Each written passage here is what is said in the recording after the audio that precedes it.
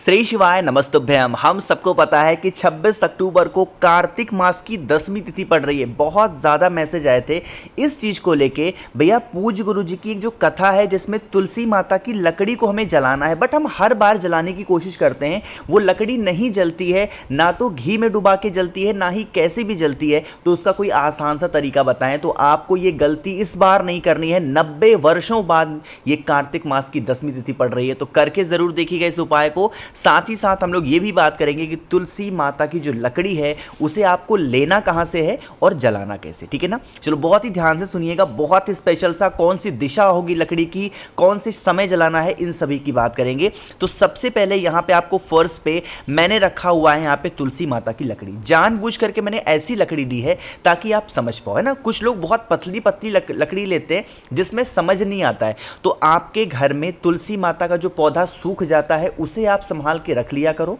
और रखने के बाद में ऐसे ही दिन आते हैं इस्तेमाल करने के, वो आप करेंगे।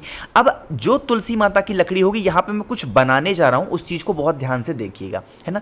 क्या कर रहा हूँ कि आपको लकड़ी को रखना कैसे है ना। जैसे मान लो कि कोई भी लकड़ी है, उसके छोटे छोटे टुकड़े करो। जैसे जहाँ जहाँ मैं दो कट कर रहा हूँ ना, ऐसे छोटे छोटे टुकड़े करने। कितनी लकड़ियाँ लेनी है? 7 लकड़ियाँ आपको लेनी होंगी।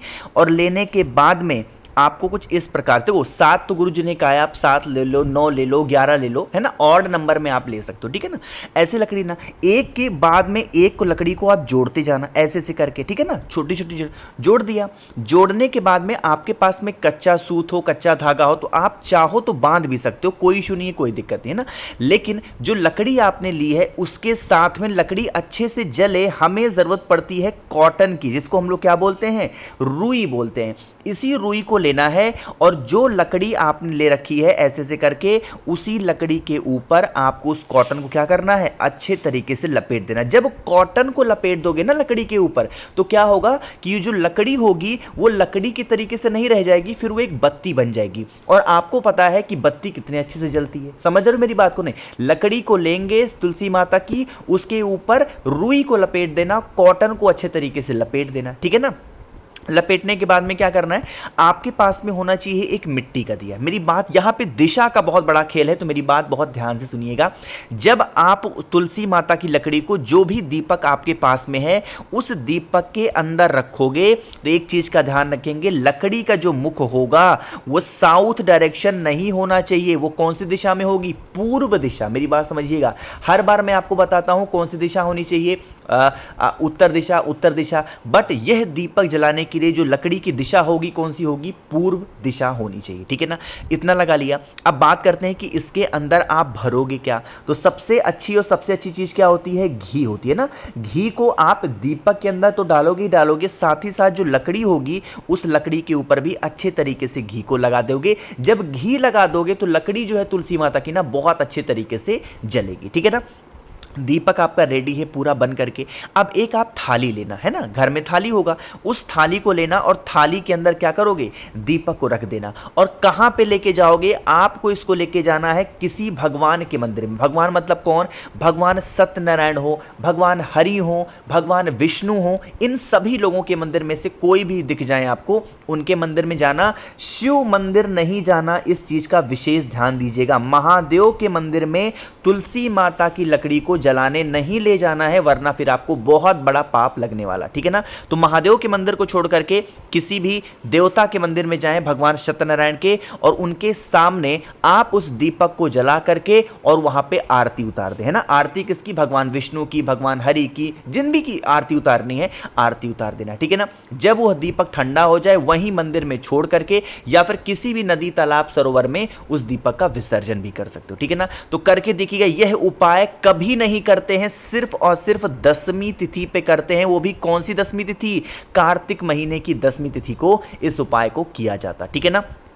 करके देखिएगा। तुलसी माता की लकड़ी को जलाने का स्पेशल सा उपाय था जो कि आप सबको पता होना चाहिए। अब हम लोग आगे बढ़ते हैं इस वीडियो के 10वीं तिथि पे करने वाले हम लोग अपने दूसरे उपाय की तरफ, और ये आपको करना है तुलसी माता के पत्ते के साथ में ना। देखो, सबसे पहले समझ लेते हैं इस उपाय के बेनिफिट क्या है, फायदे क्या हैं। जैसे मान लीजिए कि आप कभी भी किसी भी काम के लिए अपने घर के बाहर जा रहे हो, है ना, और उस काम में आपको बिल्कुल सफलता नहीं मिल पा रही, मतलब एकदम परेशान हो गए हो, टेंशन में चल रहे हो, आपको कोई सफलता नहीं मिल पा रही है, या फिर आपको को या फिर आपके बच्चे को, तो आप इस उपाय को करेंगे। इसके लिए हमें ज़रूरत पड़ेगी इस तरीके से तुलसी माता के पत्ते की। कितने पत्ते लेने हैं? 11 पत्ते हमें लेने हैं तुलसी माता के। अगर कोई ऐसा दिन है तब तो तुलसी माता के पत्ते को आप तोड़ सकते हो। मान लो रविवार पड़ गया या फिर गुरुवार का दिन पड़ गया, तो तुलसी माता के पत्तों को गुरुवार या रविवार को तोड़ा नहीं जाता। फिर क्या करते हैं, जो पत्ते नीचे जमीन पे पड़े हों उसी का इस्तेमाल कर लेना, ठीक है ना। इतना बात समझ में। इतना करने के बाद में एक आप तांबे का लोटा लीजिएगा, उसके अंदर आपको जल भरना है। जल के ही अंदर कार्तिक मास का महास्नान का दिन है, तो आपको क्या डालना है इसके अंदर? आपको डालना होगा थोड़ा सा गंगा जल। बाकी जो मैंने आपको 11 तुलसी माता के पत्ते बताए हैं, इसी जल के अंदर 11 तुलसी माता के पत्ते क्या करोगे? आपको डाल देना है ना।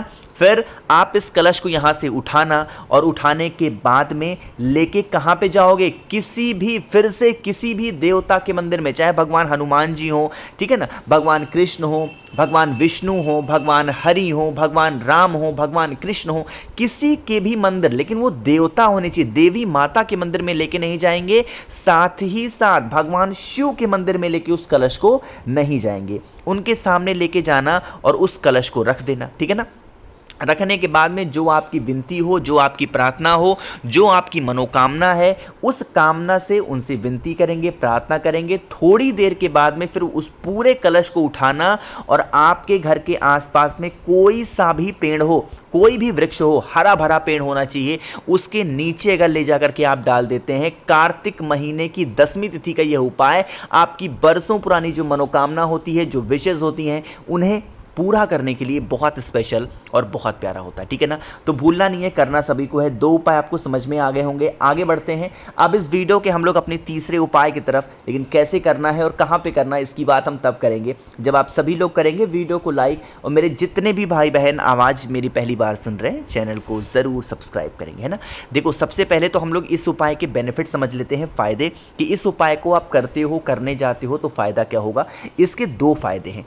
पहला फ़ायदा तो ये है कि आपके घर का कोई भी ऐसा इंसान है जिसको गुस्सा बहुत आता है, चाहे वो आपके पति हो सकते हैं, चाहे वो आपकी पत्नी हो सकती है, चाहे वो आपके बच्चे हो सकते हैं, कोई भी है वो करता है। साथ ही साथ कोई ऐसा घर का इंसान है जो गलत संगति में चला गया है, मतलब कि वो उसका जो उठना बैठना है ना, किसके साथ है? गलत लोगों के साथ में है। तो आप इस उपाय को करेंगे।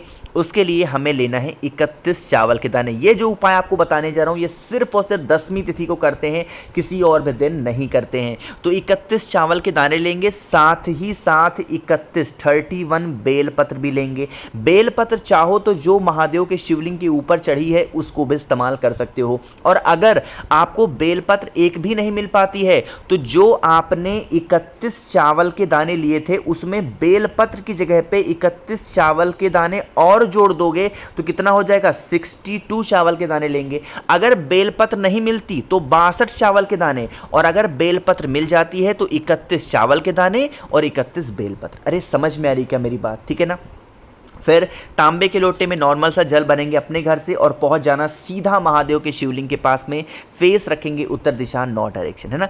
देखो तरीका समझिएगा, फिर आप उपाय करना। सबसे पहला काम करेंगे, जो आपके पास में 31 चावल के दाने हैं और 31 बेलपत्र है, एक चावल का दाना पहले चढ़ाना, और उसके बाद में श्रम्भेश्वर महादेव, फिर से बोल रहा हूं कौन से महादेव? श्रम्भेश्वर महादेव के नाम से एक बेलपत्र चढ़ाना। फिर क्या करोगे?